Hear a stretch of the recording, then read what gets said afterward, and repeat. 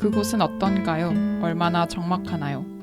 저녁이면 여전히 노을이 지고 숲으로 가는 새들의 노랫소리 들리나요? 차마 붙이지 못한 편지, 당신이 받아볼 수 있나요? 하지 못한 고백 전할 수 있나요? 시간은 흐르고 장미는 시들까요? 이젠 작별할 시간.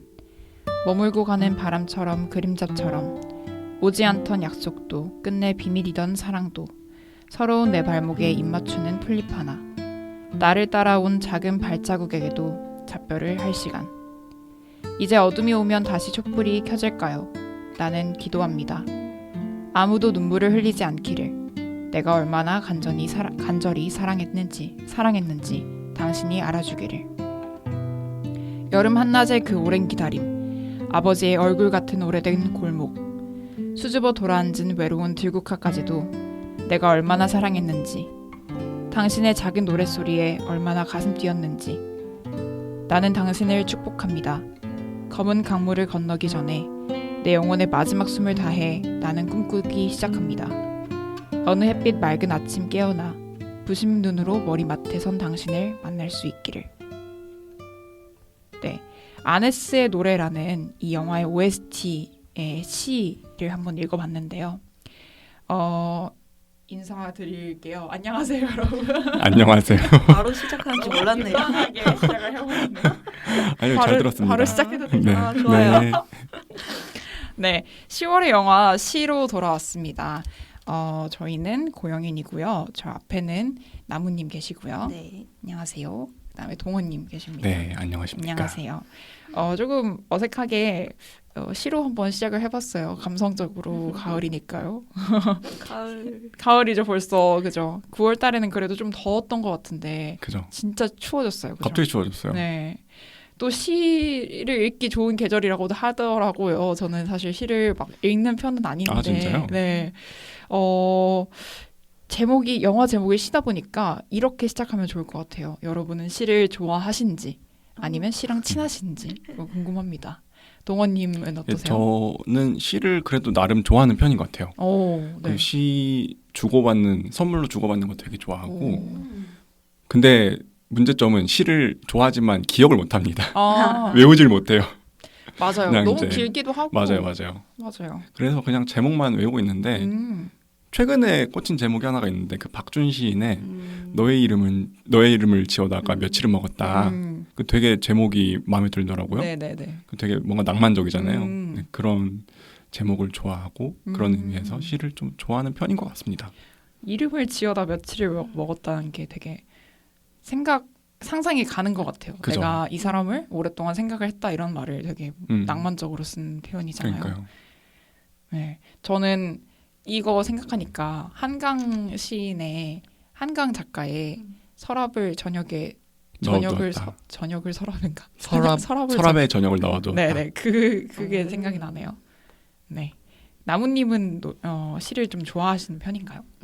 일단은 거부감은 없는 편이고 시집을 직접 사서 읽은 적은 없고 그런데 시가 읽고 싶은 날이 가끔씩 있긴 한 것 같아요. 아까 말씀하셨던 것처럼 가을이라서라든지 네네. 아니면 뭐 좀 생각이 많을 때 시를 보면은 내 생각들을 좀 대입해서 느껴지는 부분들도 있는 것 같아서 좋은 장르인 것 같다 정도로 생각하고 있습니다. 저도 마찬가지예요. 좋지만 내 장르는 아니다라는 생각이 들어요. 왜냐하면 이렇게 서점에 가면 이렇게 약간 분위기 있게 읽을 수 있다라는 생각도 들긴 하지만 이 시라는 게 바로 이렇게 몰입을 할 수 있는 장르는 아니더라고요. 저는 그래서 이거를 계속 곱씹어 가면서 읽고 생각을 해야만 내 것이 되는데 그 과정이 좀 익숙하지 않다 보니까 좀 잘 풀어져 있는 소설이나 에세이, 산문 같은 걸 좀 자주 접하는 게 아닌가라는 생각도 들어요. 그래서 굉장히 좀 낭만적이다 동원님이 라는 생각도 제가 들었고. 두 분을 위해서 시집을 준비를 했습니다. 진짜요? 이따 받아가시는데 진짜? 지금 드릴까요? 진짜요? 지금 드릴게요. 뭐야? 이 시 문외한들을 위해 그러니까 이 중생들아 이러면서 시 좀 읽어라. 이건 이제 세령님을 위한 거, 우와. 진짜요? 이건 나무님을 위한 거. 와. 김미경. 서로 제목을 알려드릴까요? 권창섭 시인의 고양이 게스트하우스 한국어. 헐, 너무 귀엽다. 귀여워. 저거 나뭇잎은요? 갖고 싶어. 우리가 동시에 여기 있다는 소문. 우와. 근데 이것도 제목 좋은 것 같아. 여기 색깔도 있다는 너무 예쁘고. 소문을 내기 위해서 그 시집을 골랐습니다. 와, 진짜 아, 낭만하다 진짜. 우리가 여기서 녹음하고 있다는 너무 소문. 감성적입니다. 잘 읽어볼게요. 네. 이거는 한번 집중해서 읽어볼게요. 아니요, 그냥 집중해서 읽지 말고 읽어봤는데 좀 어렵더라고요. 아 그래요? 어려워요? 곱씹어봐야 어려운 돼요. 아까 음. 말씀해주셨던 것처럼 시라는 게 원래 곱씹어봐야 되는 거기 때문에 맞아요. 천천히. 좀 어려운 시가 더 재밌는 것 같긴 해요. 조금 이 사람이 왜 이런 시를 썼을까 하고 궁금해지기도 하고 맞아요. 그죠. 근데 좀 마음에 들어요. 오, 다행이네요.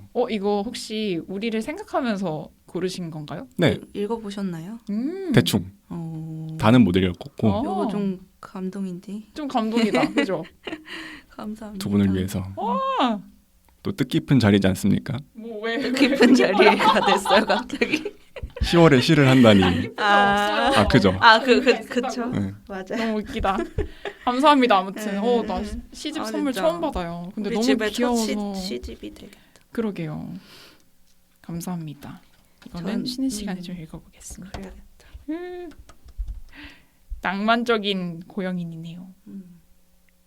저 시 네. 추천하고 싶은 거 네, 있어서 네, 네, 가져왔는데 아까 말 나왔던 박준 시인이거든요. 네. 근데 진짜 짧은데 이게 박준 운다고 달라지는 것은 아, 맞아요. 없지만 그 책 안에서 해남에서 온 편지라는 되게 짧은 시가 있었어요. 이게 별 내용이 없는데 계속 생각나는 시더라고요. 저는 제가 짧게 읽어드리면 해남에서 온 편지. 배추는 먼저 올려 보냈어.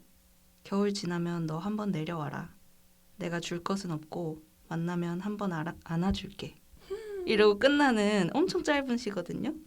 근데 이게 저는 약간 엄마한테 받는 편지 같기도 하고 연인한테 받는 편지 같기도 하고 짧으니까 더 그게 다 대입이 되는 느낌? 그래서 확실히 시의 매력은 이런 거에 있지 않을까. 소설이나 에세이는 다 설명을 풀어서 해주니까 그 사람이 말하려고 하는 게 뭔지 알게 되는데 뭔지 모르니까 더 재밌는 것 맞아요. 같아요. 여백이 있네요. 그러니까요. 누가 군말이 보냈는지. 없으니까. 그쵸.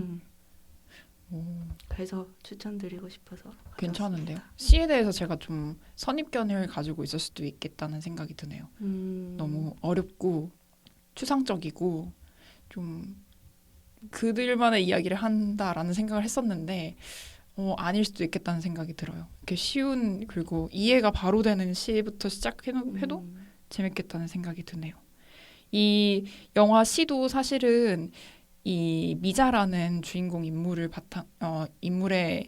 시점을 바탕으로 해서 시가 사실은 사람들은 이렇게 생각하고 있지만 시는 사실 이런 거다라는 식으로 설명해주는 창작론적인 영화라는 생각이 들었어요. 처음에 미자의 관점이 제시가 되고 아름다움을 탐미하던 미자가 이제 점점 여차저차 이렇게 어떤 사건들을 겪어가면서 시라는 것을 직접 쓸 수 있게 되는 사람이 되잖아요. 그런 과정에서 보니까 이 영화를 보고 난 다음에 시를 읽는 것도 되게 좋은 경험이 되겠다라는 생각이 들었습니다.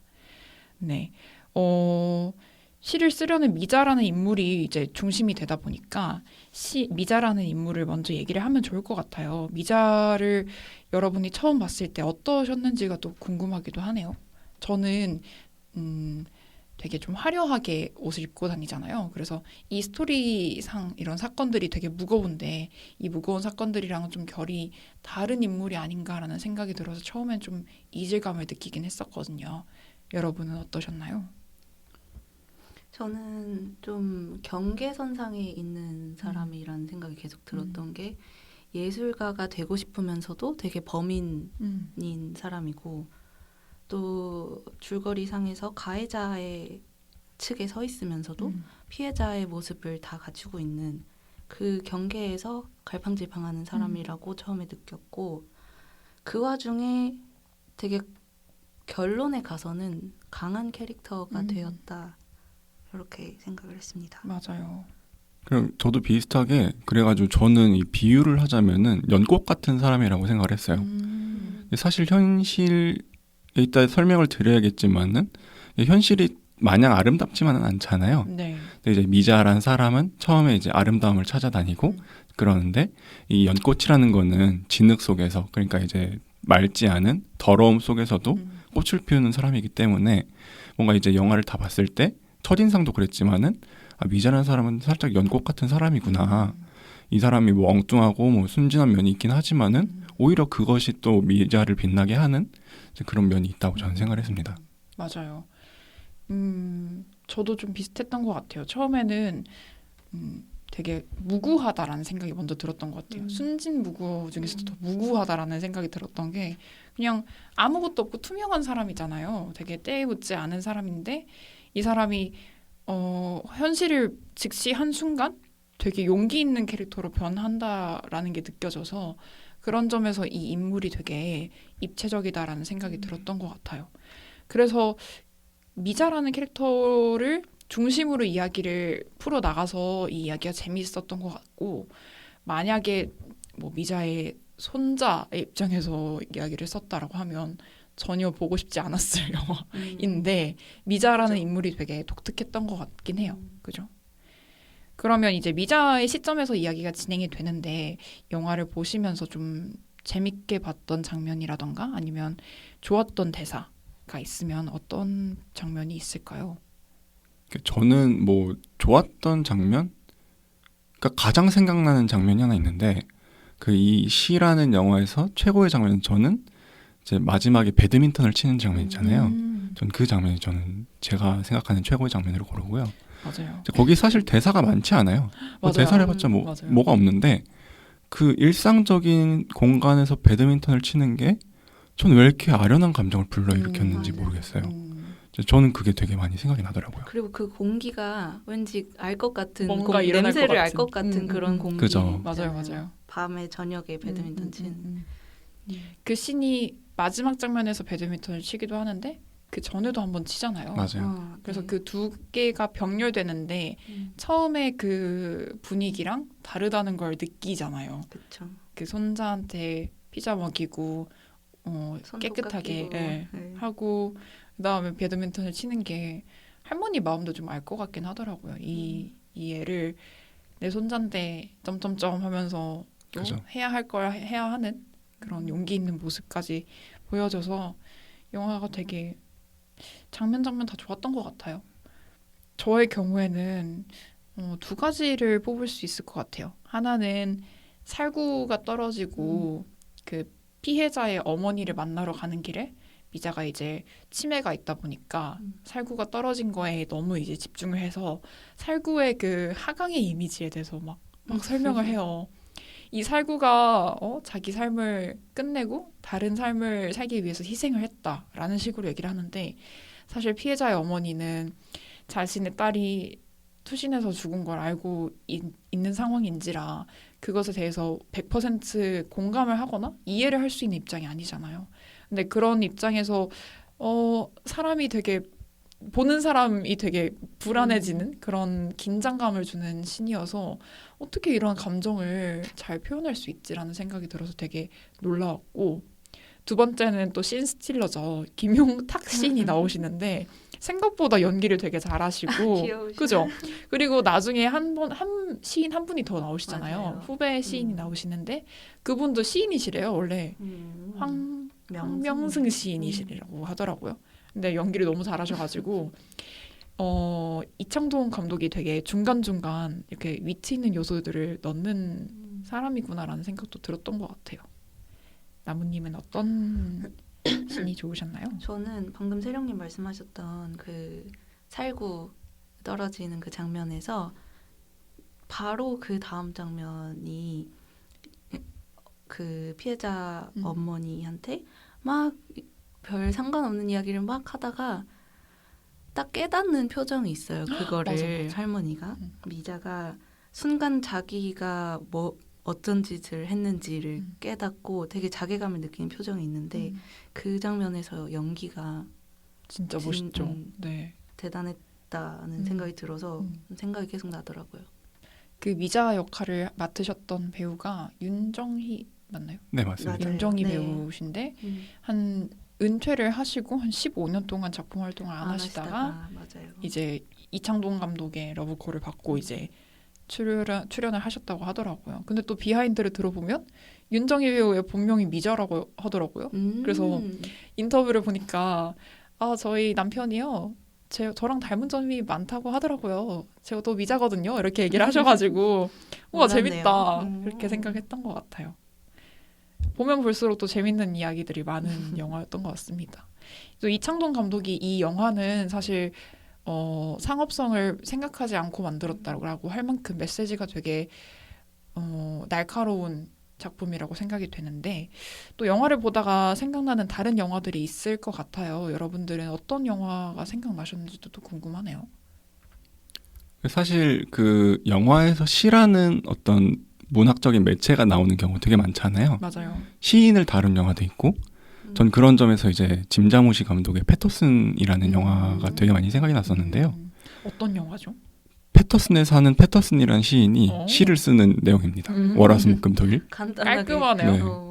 근데 그게 그냥 뭐 그렇다 할 어떤 특별한 이벤트? 그러니까 우리가 생각하는 뭐 영화의 기승전결에서 뭐 승전 이런 게 있는 게 아니라 그냥 일상을 보여주거든요.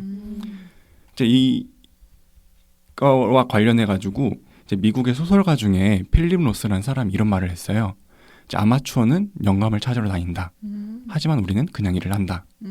사실 어떻게 보면은 이 영화 시랑도 통하는 어떤 메시지라고 생각을 해가지고 그 대사도 생각이 났고 그 대사와 더불어서 이 패터슨이라는 영화도 생각이 났습니다.